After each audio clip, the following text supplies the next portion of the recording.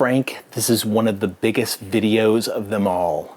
It's number 63 on your list. One of my childhood favorites, Highlander. Highlander is a 1986 action-adventure film directed by Russell Mulcahy, starring Christopher Lambert, Sean Connery, Clancy Brown, and Roxanne Hart. Okay, so this is like slightly convoluted, so let me see if I can get through this. So Highlander is about a Scottish-born immortal named Connor MacLeod, who is one immortal amongst a worldwide group of immortals. These people fight each other, and they have to separate the head from the body in order to kill another immortal. And then when they kill another immortal, they gain their energy or their power. And when there is only one left, that one becomes essentially all-knowing. Like the prize is that they get all of the collected knowledge of the world, essentially, I guess. And I think maybe like psychic powers too. It's like a little vague. I don't remember exactly how all this works. So Highlander basically encompasses a period from when Connor MacLeod is in his early to mid-20s, when he discovers that he is an immortal, through the ages into the 80s, when he has to face down the other immortal that is left, who is a crazy, like just bloodthirsty barbarian played by Clancy Brown. Look, I'm not gonna lie, it's convoluted, but it's entertaining. And your thoughts on Highlander are? Please tell me you've already seen this awesome movie. I have. I grew up on these movies. Oddly enough, I actually saw Highlander 2: The Quickening first.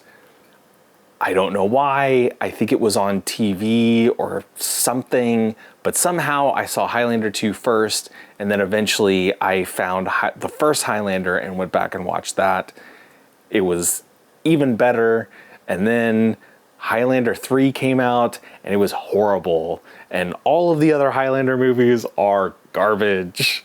They are horrible, horrible, horrible. I think I've watched a couple of episodes of the TV series. It's kind of like, but I digress.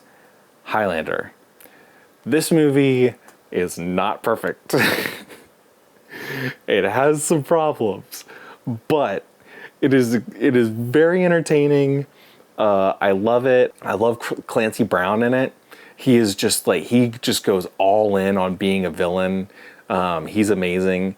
And I never noticed until this watch of it, which is weird to me, but this particular watch of it, I finally noticed that there's like a bunch of Terminator references in the film, especially at the beginning where he goes to the hotel. Some of the things that Clancy Brown is wearing during the early part of the film. The story of the film is very basic and mysterious, and I think because it's so mysterious, it works. I think if they tried to go into too much detail, it would just completely fall apart, because the whole thing is like preposterous in the first place. You know, immortals who can only kill each other with swords, they have to chop off each other's heads, and then for some reason they have to fight to the death until there's only one left, and then there's a prize. To me, it's like, wouldn't you just like make alliances with other immortals and be like, hey, let's not kill each other, you know? Like, we don't need this prize now, so why don't we just keep living? Seems like an option. There's some things that need to be said, but they involve the second one, and we're going to talk about that. But I want to make sure that I'm getting the most out of the first one first. Sean Connery. Sean Connery is fantastic in this movie. He's fantastic in every movie. I mean, the movies can be horrible, but Sean Connery is still great in them.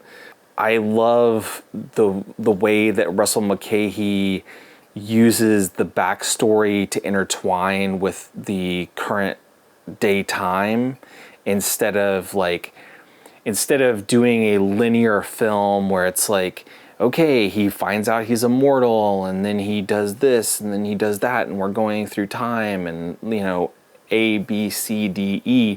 He's bouncing back and forth. And I think that's the only way that the movie can work, really, is to give you these little, like, pieces along the way of who this guy is. Christopher Lambert, he's fine. He's fine in this. I mean, he is like the iconic Highlander because he was the original one. But I'll be honest with you, like, I've never thought that he was particularly that good of an actor. I think he was kind of just like one of those guys who was like a sort of like B-level heartthrob, and they could afford him, you know, for this movie. So that they could get guys with the sort of like science fiction, action adventure sort of thing, and they could also give something to the girls, which is like Christopher Lambert sexiness, and maybe even Sean Connery sexiness. Who knows? But yeah, the plot of these films is completely preposterous, and it's like a roller coaster ride. If you just get in the car and you hold on tight, you're gonna get to the end and you're gonna have fun doing it. Would I recommend people watch Highlander? Absolutely. It's great. I love it. I think I'll always love it. And that brings us to Highlander 2, The Quickening. Greetings, Highlander. You call? Like I said, I saw Highlander 2 when I was a kid. It was the first Highlander that I saw, which is funny because, oddly enough, like, apparently it made enough sense to me as a sequel that I could follow what was going on. So the problem with Highlander 2 is that they take the mystery of the first film and they solve it. They tack on this backstory, this like ridiculous backstory onto the mythos of Highlander, and it just completely kind of, it's just a backhanded slap to the audience in a way. I think that there is like a way to make a Highlander sequel and not make the decisions that they made for Highlander 2: The Quickening, but I understand why they did that. And the reason that I'm not really saying anything is because I don't want to ruin it for anybody who might be watching. The thing is like, I don't think that Highlander 2 is a horrible movie. It's perfectly watchable. Everything after 2, garbage. Like, just don't even bother with it. But Highlander 2 is like, it's a passable movie. If you like sci-fi, 80s sci-fi, yeah, that's all I'm gonna say because I don't want to spoil anything. But yeah, if you like weird 80s sci-fi, Highlander 2: The Quickening, it's a fine watch. There's nothing, you know, I think if you like the original film, you will at least enjoy this film. I find it hard to believe that anybody loves it, but you know, people love weird stuff. People like The Room. I would say if you watch Highlander, which I highly recommend, if you have time, watch Highlander 2: The Quickening. As of the making of this video, it is available for free on YouTube with ads.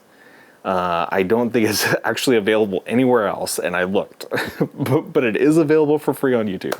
All right, so next on your list, Frank, is number 64. It's the Mike Nichols film Wolf, starring Jack Nicholson and Michelle Pfeiffer. Looking forward to this one. Always looking forward to a Mike Nichols film that I've never seen. Jack Nicholson, Michelle Pfeiffer, how can you go wrong, really? So anyway, until then, Frank and whoever else is watching, please like, comment, subscribe, do all that kind of stuff, and I will see you next time.